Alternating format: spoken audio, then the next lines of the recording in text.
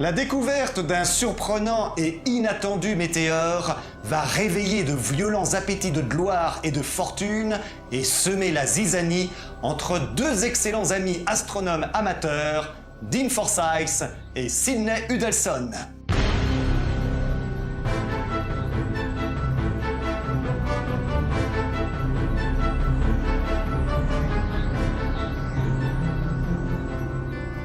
Cette nouvelle aventure débute dans la ville de Waston, en Virginie, dans les États-Unis d'Amérique. Il est à préciser, comme le fait remarquer Jules Verne, qu'il est inutile de chercher sur les cartes cette cité qui sort tout droit de l'imaginaire de l'auteur des Voyages extraordinaires.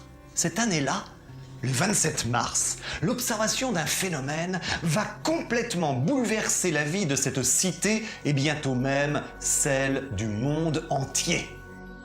Il existe dans cette ville de Waston deux amis astronomes amateurs qui passent leur temps à scruter le firmament à l'oculaire de leurs lunettes astronomiques. Il s'agit de Dean Forsyth et du docteur Sidney Huddleston. L'un comme l'autre ont installé un observatoire au sommet de tours qui dominent leurs maisons respectives. Ce jour-là, dans son observatoire, Dean Forsyth tend vers les nuages qui couvrent alors le ciel une main menaçante. « Je le jurerais !» affirma-t-il, un météore qui se déplaçait du nord-est au sud-ouest et il n'a pas reparu depuis. Non, mon maître, des nuages, et je ne sais pas si nous reverrons un coin de ciel bleu de toute la journée, répond au micron l'assistant de Dean Forsyth. Un personnage bien étonnant, ce Omicron. De petite taille, il était entré comme domestique dans la maison de Dean Forsyth il y a près de 35 ans, mais à vrai dire, son service se réduisait à aider Dean Forsyth dans les travaux astronomiques pour lesquels il éprouvait une passion au moins égale à celle de son maître. C'est dans cet observatoire que tous deux passaient la plus grande partie du jour et de la nuit. Il n'était pas rare qu'ils quittent la table à manger en catastrophe pour profiter d'une éclaircie.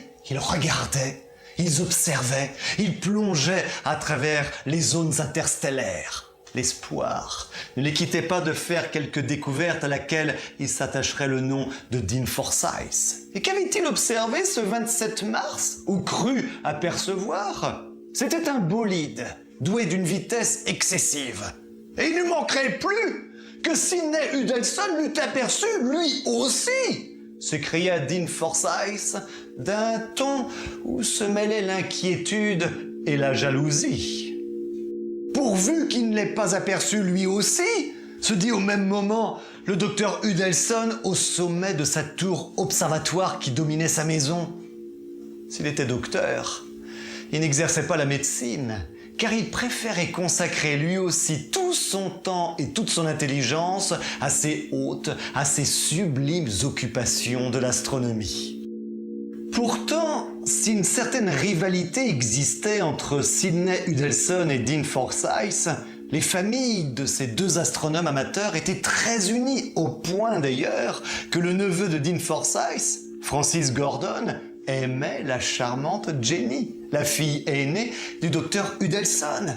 Il n'était pas rare d'ailleurs que Jenny ne profitât de l'observatoire de son père pour tenter d'apercevoir son fiancé sur le belvédère de Dean Forsyth. Il arrivait fréquemment à nos deux astronomes de se disputer à propos de telle ou telle observation. Cela n'avait jusqu'alors eu aucune conséquence. Mais cette fois, la découverte simultanée d'un météore allait progressivement envenimer les relations des deux astronomes. Dans les jours suivants, Francis Gordon vient rendre sa visite habituelle à Jenny et à sa famille. Il fait part de son inquiétude au sujet de l'humeur détestable de son oncle. « Mais il en est de même de mon mari !» dit Mistress Huddleston. « Cette semaine, il m'a paru plus soucieux que jamais. Impossible de l'arracher de son observatoire. Il faut qu'il se passe quelque chose d'extraordinaire là-haut dans la mécanique céleste. » L'annonce de la découverte simultanée d'un bolide par 2 habitants de Waston est révélée avec enthousiasme dans la presse. La population se dirigea passionnément vers les 2 maisons pour acclamer les 2 astronomes. La gloire de ces 2 illustres citoyens ne va-t-elle pas rejaillir en effet sur toute la cité ? Dean Forsyth dut paraître sur la terrasse de sa tour pour répondre aux acclamations de la foule, tout comme le docteur Huddleston sur son donjon. Cependant, un observateur eût constaté que leur attitude n'exprimait pas une joie sans mélange. Le regard oblique de l'un portait vers la tour et le regard oblique de l'autre vers le donjon. Les 2 fiancés et leurs familles se demandaient si les 2 astronomes n'allaient pas revendiquer chacun, sinon le bénéfice, l'honneur de cette découverte. Progressivement, l'enthousiasme de la population va laisser place à l'effroi lorsque l'hypothèse d'une chute éventuelle de ce bolide sur Terre commence à être envisagée par la communauté scientifique. Le dangereux et menaçant météore fut le sujet de toutes les conversations. Jamais le ciel ne fut tant visé par des yeux inquiets de la population wastonienne. Le bolide faisait désormais le tour du globe terrestre et passait régulièrement au-dessus de la ville. Certains commençaient à rendre responsables Dean Forsyth et le docteur Huddleston. De quoi se sont-ils mêlés, ces amateurs ? Avaient-ils donc besoin de fouiller l'espace avec leurs lunettes et leurs télescopes ? Toute cette agitation autour de nos 2 astronomes excite leur amour-propre, au point que le mariage entre Francis et Jenny semble devenir de plus en plus compromis. La bonne Mitz, la servante de Dean Forsyth, que ce dernier craignait quelque peu, était effondré de voir son maître être sur le point de provoquer le malheur de son neveu. Elle sentait que la situation devenait de plus en plus grave. Aussi, elle se plaça un jour devant la porte de la tour de l'observatoire pour bloquer son maître et l'obliger à avoir une explication. « Mais Mitz, tu n'ignores donc pas ce qu'il m'a fait, cet Huddleston ? Et qu'est-ce qu'il vous a fait ? Il m'a volé. Et que vous a-t-il volé ? Votre montre ? Votre bourse ? Votre mouchoir ? Non, mon bolide. Ah, votre bolide, votre machine qui se promène là-haut. Eh bien, est-ce que c'était à vous plus qu'à monsieur Huddleston ? Est-ce qu'il n'appartient pas à tout le monde ? À n'importe qui comme à moi ? Est-ce que vous l'avez acheté et payé de votre poche ? Est-ce que le bon Dieu vous en a fait cadeau par hasard ? C'est alors qu'une nouvelle extraordinaire fut publiée dans la presse mondiale. Une nouvelle des plus sérieuses, faite à partir des travaux scientifiques de l'Observatoire de Boston. Les rayons lumineux du bolide furent étudiés par analyse spectrale et il fut déterminé que ce météore était en or pur. Un globe d'or circulait autour de la Terre à moins de 50 km de sa surface et dont la valeur ne pouvait donc être que de plusieurs milliards. Hélas, une telle nouvelle n'allait point calmer la rivalité de nos 2 astronomes et ils n'en seraient que plus acharnés à réclamer la propriété de leur extraordinaire découverte. Et chaque soir, elle revenait, la grosse boule milliardaire. Elle revenait pour surexciter les appétits d'une humanité enfiévrée de désir. Elle revenait pour le plus grand malheur de ces 2 honnêtes familles qui se sentaient toujours à la veille d'une catastrophe. Car si les 2 anciens amis avaient évité de se croiser depuis leur découverte, le scandale tant redouté se produit la veille même du mariage entre Francis et Jenny, rendant l'union impossible. Je vous laisse imaginer la profonde douleur que ressentit la famille Huddleston, qui ne fut égalée que par le désespoir de Francis Gordon. Quant à la bonne Mitz, elle se contenta d'apostropher son maître en lui disant « Monsieur Dean Forsyth, vous n'avez pas de cœur ».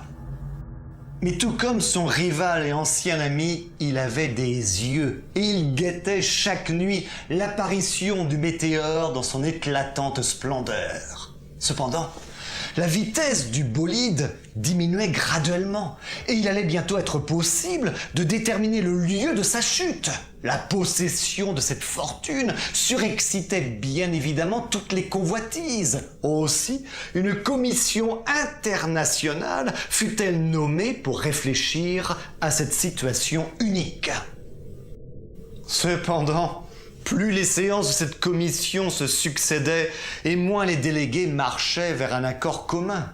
Si le représentant de la Norvège proposa que chaque État eût part égale dans le partage, chacun tenait à défendre ses intérêts propres. Quant aux prétentions de nos deux découvreurs, on ne s'en occupa même pas malgré leurs réclamations. Bref, après 10 jours de discussion, la commission internationale se sépara sur une séance qui nécessita l'intervention de la police. Comment se termine cette étonnante aventure de Jules Verne? Ce bolide d'or finira-t-il par tomber sur le sol terrestre? Et si oui, dans quelle partie du monde? Cette fortune hallucinante pourra-t-elle être récupérée? Et surtout, le mariage de nos deux fiancés finira-t-il par être célébré? Je vous laisse découvrir par vous-même la fin de ce voyage extraordinaire et son météore d'or menaçant de tomber sur la Terre. Une thématique que Jules Verne avait déjà imaginée pour la conclusion de son roman Hector Servadac une 30aine d'années plus tôt. La chasse aux météores offre de nouveau pour Jules Verne l'occasion de dénoncer la convoitise des créatures humaines avec ironie et de rappeler que la possession de ce bolide d'or ferait que ce métal n'aurait pas plus de valeur que les grains de sable sur une grève. Au moment de la parution de ce roman en 1908, l'auteur des Voyages extraordinaires n'est plus de ce monde. Mais l'illustrateur aura une pensée pour lui en s'inspirant de la tour de l'hôtel particulier de Jules Verne que vous pouvez toujours visiter à Amiens pour figurer l'observatoire de Dean Forsyth.